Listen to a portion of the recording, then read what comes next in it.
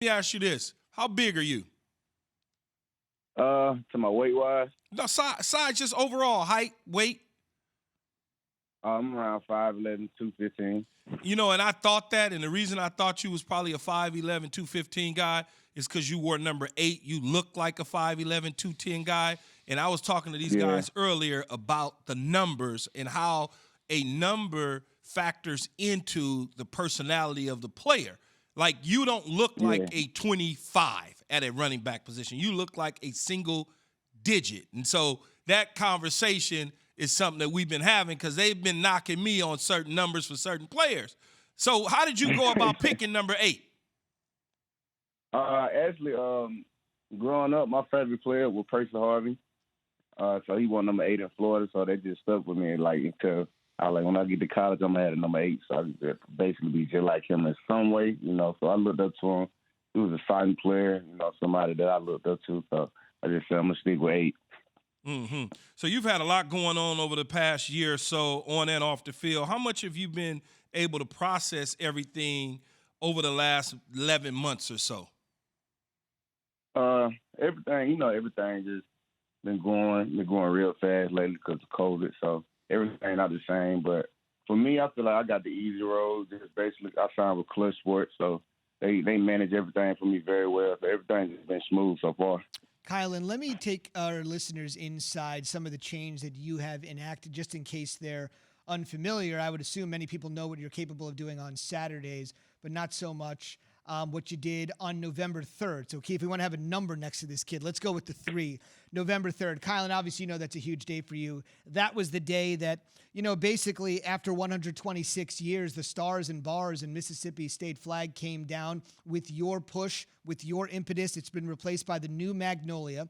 On that very day, by the way, approved by 68% of voters in that southern state, which certainly says something. That's overwhelming. More than 2 out of every 3 voters opting for the change. That same day, Kylin, you opted out of your senior season and said, I'm getting ready for the draft. I just want you to take me back to November 3rd, all the work.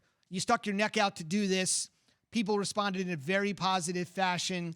What were you thinking on that day? Because personally, it's a huge day for you because you're opting out.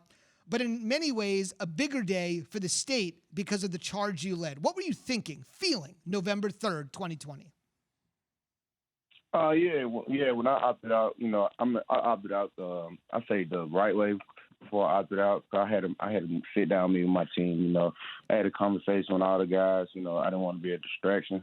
So I just basically let them know if I opt out, how would you guys feel? They were 100% behind me. So to then to now, I had my head focused on one task, being selected in the NFL draft, just being focused and just basically preparing myself so I can be ready to go so when I enter.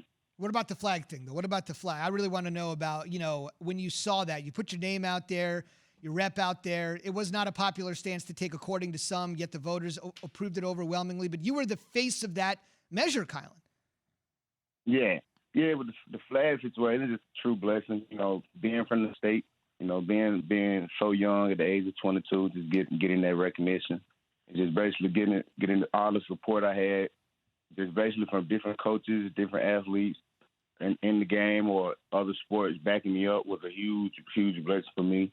I felt good just seeing all the good and the bad. I had the backlash. But overall, I feel like I had great support and everything just felt good, and it was a true blessing. Kylin, we always hear about in the draft process when teams interview, there's all kinds of questions that are asked. Some of them are bizarre questions and whatnot, and some of them are actually hilariously bizarre. But in your case, I wonder, have teams talk to you when they've interviewed you about this, about your involvement in this and getting the flag changed and in the stance you took and in opting out? Has that come up, and have you had to answer it, and have you felt uncomfortable talking about it? It came up a couple of times. Teams really nobody gave me backlash or negative about the situation. It's basically supporting me behind the flag.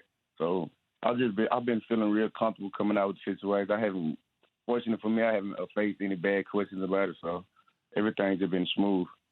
Where, the mock drafts out there, projections are projections on mock drafts, but what's your feeling from teams as to where you might go in which round? Oh, yeah. I've been feeling real good about the teams. You know, all of them gave me positive feedback. Actually, neither one of them gave me any negative yet that I know of on the field. You know, they all tell me they know what I can do on the field. Really, we just talk off the field with me. What teams? Can you give us a couple of teams that you think showed the most interest in you? Yeah, really, I've really been talking to a majority of all the teams, but majority of the teams I've really just been talking to constantly on a daily basis. Been the Arizona Cardinals, the Falcons, the Titans, and the Jets. Do you have a preferred destination, or you really don't care? No, I really don't care. You know, this is a childhood dream for me. So whatever team fits me, whatever jersey and franchise I rep on the front of me, a true blessing.